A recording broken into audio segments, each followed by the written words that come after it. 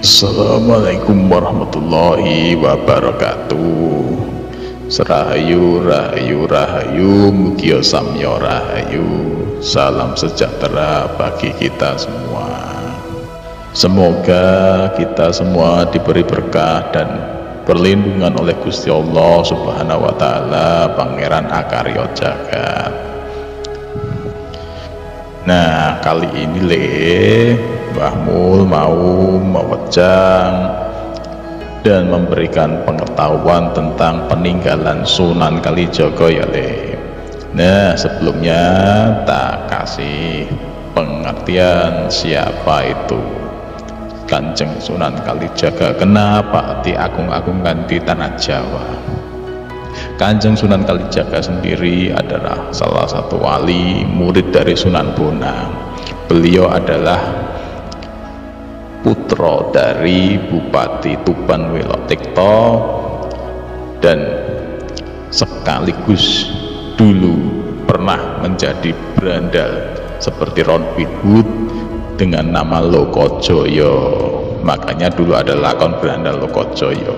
Dan setelah bertemu Kanjeng Sunan Bonang dan ada kejadian perebutan tongkat, dan Kanjeng Sunan Kalijaga sendiri yang dulu bernama Raden Said terkesima karena saat itu Kanjeng Sunan Bonang sendiri memerintahkan untuk menunggu beliau dan menancapkan tongkatnya di atas tanah. Saat itu Kanjeng Sunan Kalijaga sendiri menungguinya sampai sangat lama, dan sewaktu berlalu beliau akhirnya kembali dan mengangkat Sunan Kalijaga menjadi murid yang saat itu masih bernama Raden Said. Nah, itulah gambaran awal kenapa Kanjeng Sunan Kalijaga bisa menjadi wali. Dan saat itu semua yang ada Dewan Wali itu memberikan tugas bahwa Kanjeng Sunan sendiri untuk mendakwah di daerah Demak sampai ke pesisir tengah Jawa. Nah, sebagai seorang wali, beliau diberi karomah dan kesaktian Loh, apa iya Mbah? Iya, mosok seorang wali itu kok lawaran? Padahal musuh-musuh beliau itu adalah seorang orang sakti, dukun, terus jawara-jawara silat, dan orang-orang yang tangguh di masanya. Seseorang yang memiliki tugas penyebaran agama otomatis diberi kelebihan oleh Gusti Allah selaku pemilik alam semesta dengan kelebihan. Nah, saat itu peninggalan dan kesaktian beliau itu banyak Di antaranya adalah satu, itu adalah jubah Ontrokusumo. Nah, jubah Ontrokusumo ini dulunya adalah ketika Kanjeng Sunan itu menghatamkan Al-Quran di Masjid Agung Demak. Tiba-tiba ada benda melayang dari atas dan jatuh ke depan beliau, ke hadapan beliau. Terus sama Kanjeng Sunan Bonang diperintahkan untuk dibikin sebuah rompi.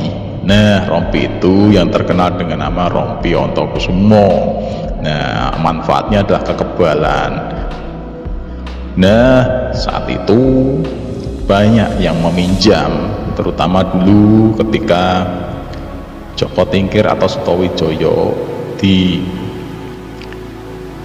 pada saat perang dengan Arya Penangsang. Beliau membawa tombak Kyai Pleret dan dibekali dengan jubah Ontrokusumo ini. Otomatis kesaktian dari Sutowijoyo itu luar biasa. Dan sampai sekarang jubah Ontrokusumo itu masih tersimpan rapi di Kadilangu. Terus yang kedua, Kanjeng Sunan Kalijaga itu memiliki pusaka yang bernama Kiai Carubuk le. Nah, Kiai Carubuk ini, dulunya adalah buatan dari seorang empu, yaitu Empu Supo Anom utawa adik iparnya.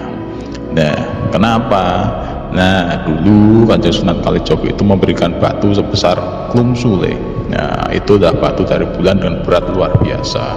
Dibikinlah oleh Empu Supo saat itu berada di daerah Merapen. Nah, di situ ditempa di pahanya, maka di situ ada batu landean dan batu Merapen ya. Nah, saat itu makanya ada legenda, dulu ada legenda api abadi Merapen itu. Kalau ceritanya dulu percikan dari penempaan Supo membuat